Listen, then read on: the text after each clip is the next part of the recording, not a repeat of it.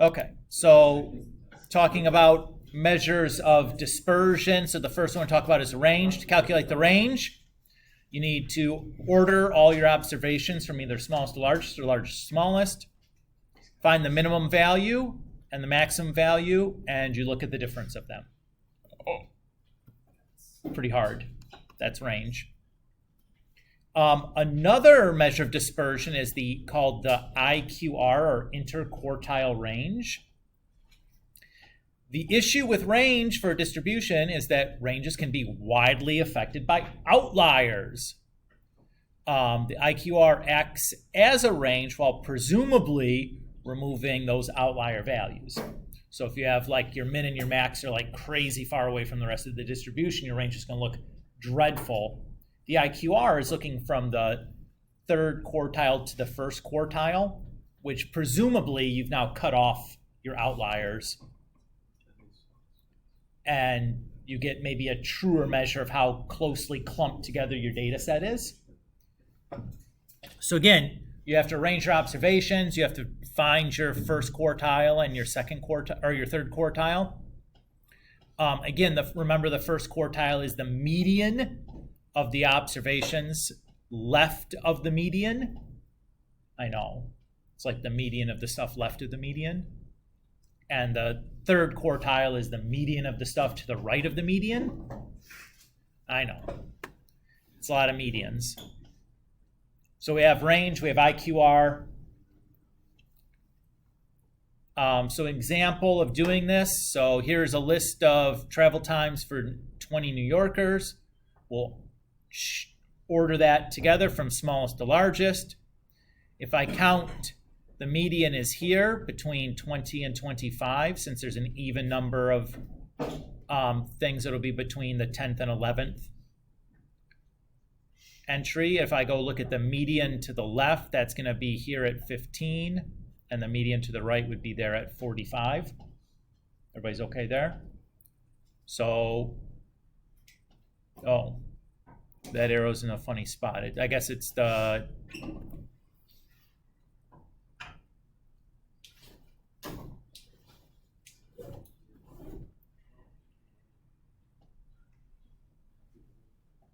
Huh.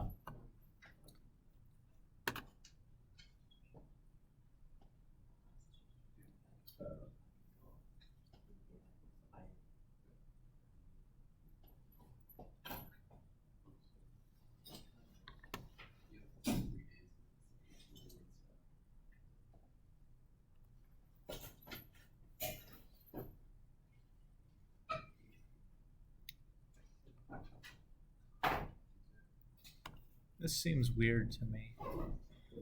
Oh, that's right, because the first one is, okay, yep. So remember that the last thing on your list is Q4, and this is Q0. So you have you need 3 on each side then. So the average of these is going to be Q1, and the average of these is going to be Q3. That's what's going on. Okay. So the IQR then is just going to be the difference of 42.5 and 15. So 27.5 minutes, which you notice is dramatically different than 80, which would be the range, right? 5 minus 85, or 85 minus 5.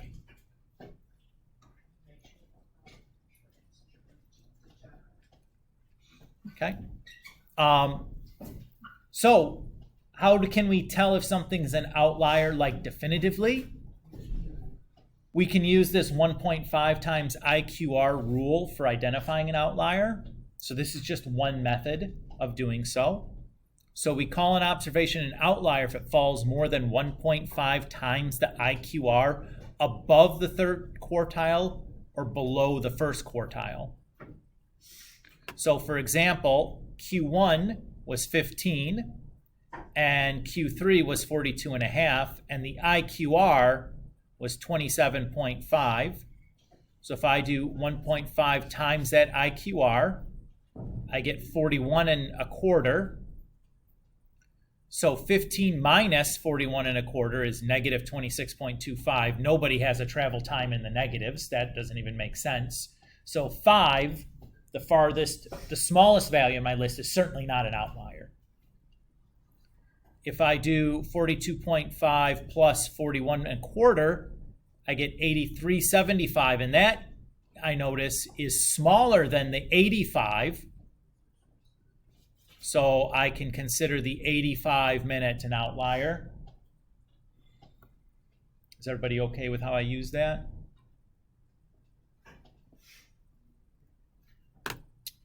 Okay.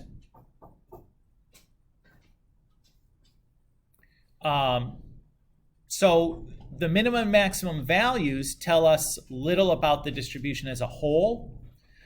Similarly, the median and quartiles tell us little about about the far ends of a distribution. To get a quick summary of both center and overall spread, we want to combine those 5 numbers. So the 5-number or 5-figure or 5-statistic summary of a distribution consists of the smallest observation, the first quartile, the median, the third quartile, and the largest observation. Typically, you write those from smallest to big, so minimum Q1, median Q3, maximum. What's the minimum the same as? Q0. What's the median the same as? Q2. What's the maximum the same as? Q4.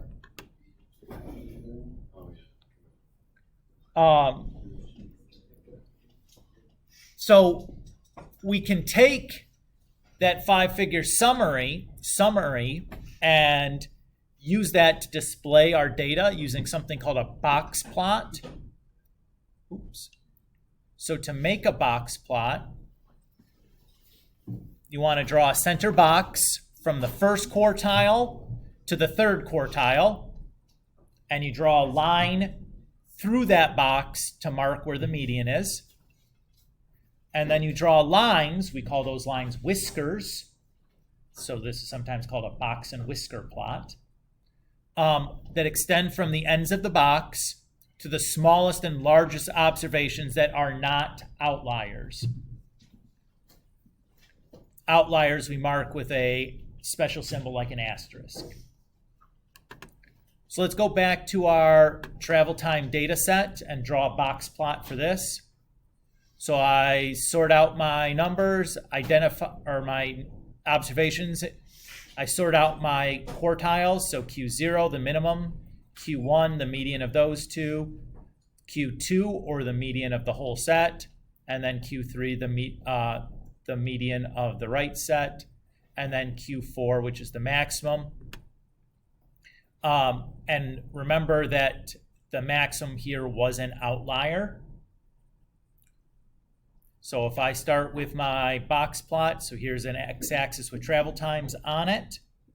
I'll draw my box. Notice that this line of my box, the furthest left line, corresponds to Q1, 15. This line in the middle of my box corresponds to the median at 22.5. And this line on my box corresponds to Q3 at 42.5. Now I'll draw in my whisker. So I draw in my line all the way to 5, and I'll draw in my other whisker. That's going all the way to 65. Why isn't it going to 85? Because 85 was an outlier, so it just gets like an asterisk or a separate little dot. So this would be an example of a box and whisker plot here. Isn't that wonderful? You got this wrong on the ACT? Yeah. If only we had a time machine and knew what we knew now. All right. Another way to look at spread is to look at how far each observation is from the mean. We call this measure the standard deviation. So look at the following example. Say we have the number of pets owned by a group of 9 children. So here's our data set. So one person had 1 person had 3 pets, 3 people had 4 pets, 1 person had 5 pets, 1 person had 7 pets, 1 person had 8 pets, 1 person had 9 pets. This is a lot of pets. So first things off, we need to calculate the mean, and then we need to calculate each deviation. So the deviation is the distance from an observation to the mean. Everybody's okay with that? We'll do this numerically in a second.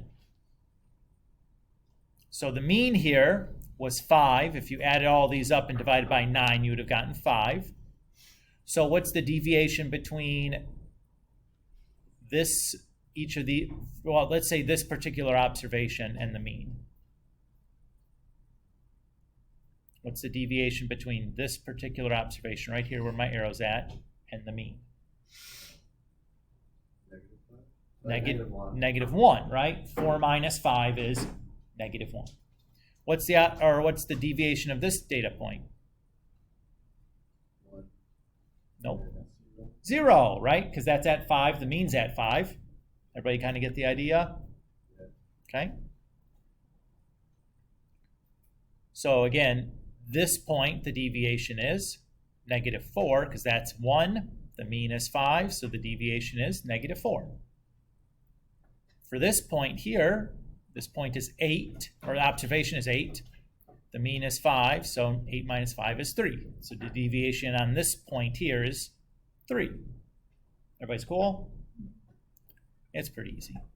So I go ahead and I calculate the mean and then I calculate the deviation for each of my data points. So this xi is representing the observations. So like 1, 3, 4, 4, 4, 5, 7, 8, 9. Everybody's okay with that? Xi is the observation. And then I'll calculate the observation minus the mean, which is the deviation for each of these. So there's my deviations. Everybody's cool with that? Now what I'm going to do is I'm going to square each of these deviations. So 16, 4, 1, 1, 1, 0, 4, 9, 16. And then I'm going to find the average of our squared deviation. So I'm going to average these up. So I'm going to calculate all of these and divide by n. We call that number the variance. So when I add all these up,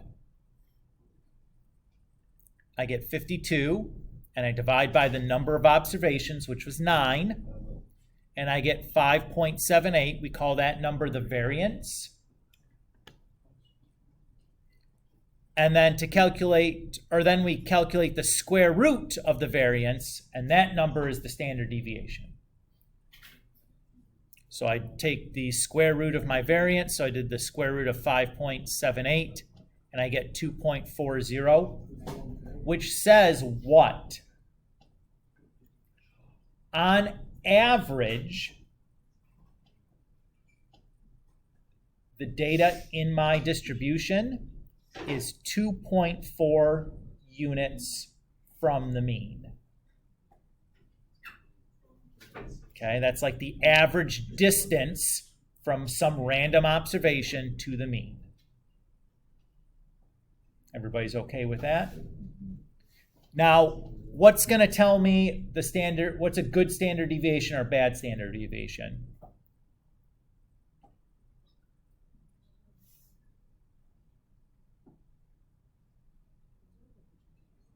What number would you want it conceivably closest to? You want your standard deviation as close to 0 as possible, right? That tells you that your data is very, very clustered together, which typically means very good. Now, the number itself, say I have a standard deviation of 115.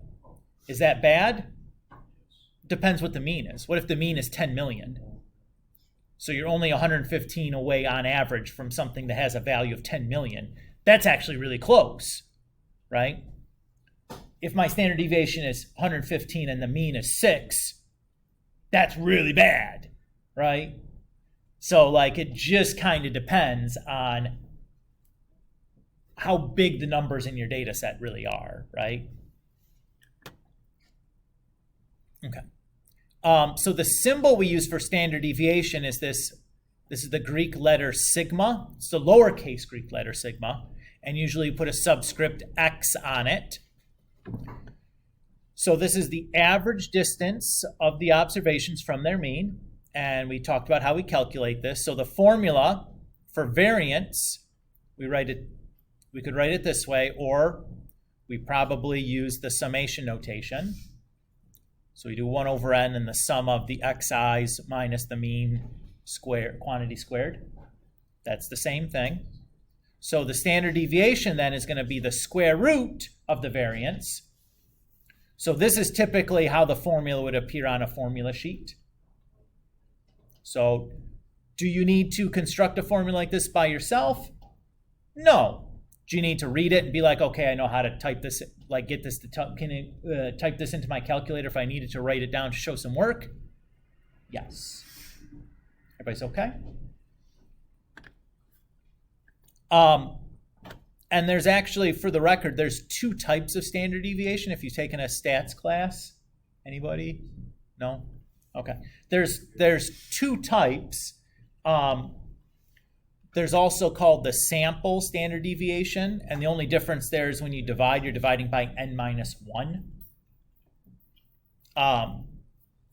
And that has to do, actually, here's what you need to know.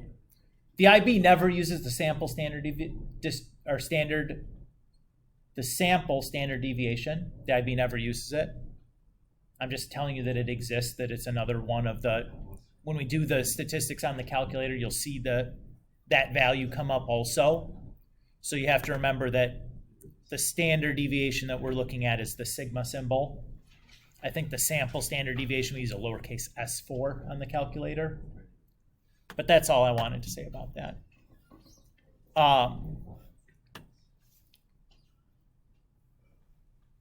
And again, there's more than one version of stuff. These are the ones that are used on the IB. So these are the population variance and the population standard deviation as opposed to the sample variance and sample standard deviation.